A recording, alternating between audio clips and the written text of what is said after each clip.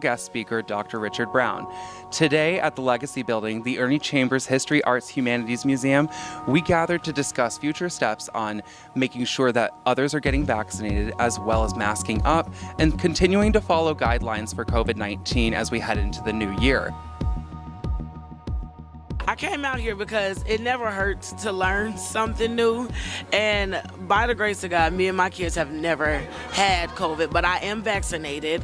I got the first and the second shot, but I do follow protocol since the beginning by keeping me and my kids safely away from everybody.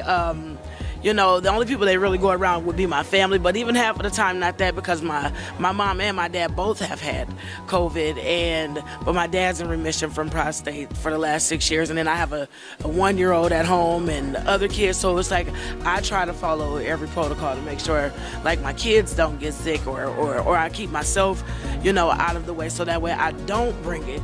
No, I just hope that everybody takes it a little bit more seriously. We're still in a pandemic. It hasn't ceased. And as Dr. Brown had discussed about, the COVID doesn't care about, it has its mission and it has its job. And its job is to kill you. So without the vaccination and the medications to help us, it'll be really sad to know that a lot of people will die. Why do you believe people should get vaccinated for COVID and also get flu shots? First of all, flu and COVID are different. You can have one without the other. You could have both or neither. Anytime science and medicine, the ones who practice, say this is something that will protect you against these viruses, I get the vaccinations. As I said, I get a flu shot, the COVID shots, and I got all of the pneumonia shots that I needed. So if you can protect yourself, prevention is better than cure. I believe in the flu shot. I get it every year because of asthmatic and health conditions. It's worth it. And people should get vaccinated. It's by personal choice because I'm not, there's not enough evidence out there long term for me. So, but I've had COVID twice and I mask up wherever I go. I'm over the road truck driver, so I mask up and sanitize now more than I ever did. I was not a mask person, but now I wear masks everywhere. It's my second skin. So it's important to get masks for the elderly, and it's really bad on the elderly because someone older would get it. It's so horrible. There was 8 colds today. I was in the hospital for a week. So, and I was during that first time, so it was really hard. So yeah, it's something you need to do. You need to get vaccinated for you. I think that for the safety and the protection of their lives, their loved ones, their friends, we don't want them to leave here. We want to keep them, you know, for as long as we can. And realizing that you need to get your shot, your vaccination, so that you can save others in your family that are older, that have underlying conditions and things of that nature, and your friends. I mean, it would be terrible to say that my grandma passed because I came home with COVID and passed it on to her. How would you feel? Well, I think it's because you want to protect yourself against other people and your family. So I've gotten vaccinated.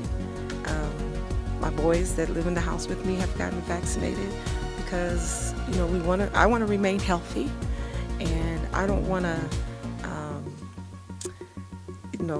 have COVID-19 and spread it to other people.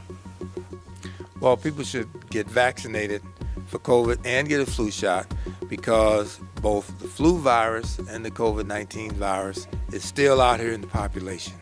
And we're entering into the winter months, into the flu season, and people are coming closer together, and that is when the virus has an opportunity to spread. It's important to be knowledgeable, to have information on things such as like COVID-19 that you may not necessarily get at home, and then that it's important to stay masked up, sanitize your hands, sanitize your surfaces at home, and to not just protect yourself, but also be in a position of protecting your family. Why is it important that we still talk about masks, guidelines, vaccines, etc. right now? To prevent COVID. It's so easy transferable from person to person by breath. I'm a COVID long hauler. And I just stood in a child's presence for a few minutes. The worker didn't acknowledge she had COVID, and it almost killed me. And I've had Omicron COVID also as secondary. So consider I had COVID in my lungs and double pneumonia. So I'm a COVID long hauler now. So that's why it is prevent, because I was only in her presence for 5 minutes and it was just the breath outside. It got me. Stay away from large crowds, for real. That's all I know, because I went to a funeral. Who would think they'd get it at COVID at the funeral? I did. So I try to stay away from large crowds, and if I do go around large crowds, I wear my mask. And other than that, that's that. Well, we should keep talking about the mask, because the mask is the one way that we can protect ourselves from breathing in the particles from other people who may be infected. And so now that we're into the holiday season, which I say begins at Halloween, which is a couple of weeks from now, we're going into Halloween, we're going into Thanksgiving, we're going to do Christmas and New Year's.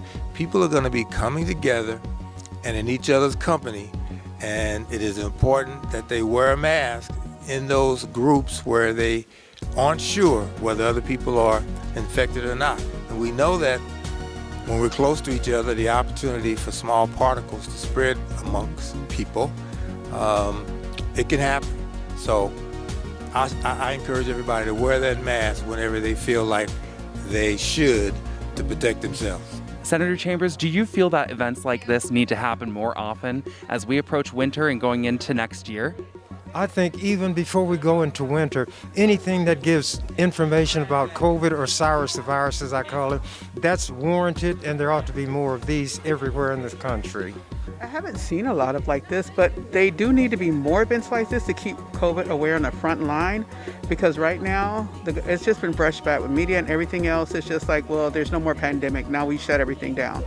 But there still is a pandemic, just don't acknowledge it because it's not worth the money now. So, but it's still something that's killing all of us, and we need more events like this in our community just to keep raise the awareness and keep it out on the front line.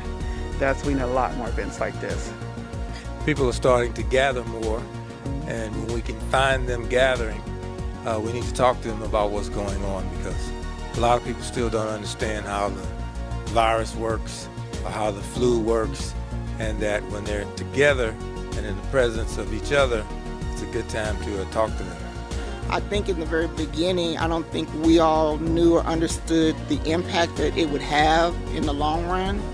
I think we all treated it as sort of like the flu, that, okay, we'll get a couple of sniffles, we'll get sick, and then we'll get better. And we didn't realize, or maybe I should say I didn't realize, till today, in hearing the numbers of deaths across the United States, across the state of Nebraska, and then in Douglas County. And then to know that on one given day, that 3,000 people died in one day due to this virus. That lets you know just how dangerous it is and how important it is to mask up and to sanitize and to wash your hands. I'll just be glad when it's over with, because I had the COVID before, and thank God I got over it. And coming through little meetings like this, you learn more and more and more. Like I said, I just want it to be over with, but it doesn't look like it's not going to be over with in one day or whatever. But I'll be glad when it's over with. The virus is real. Its only mission is to kill. Thanks so much for watching. I'm Amber Rodriguez with EWC Communications, and I hope you learned something new.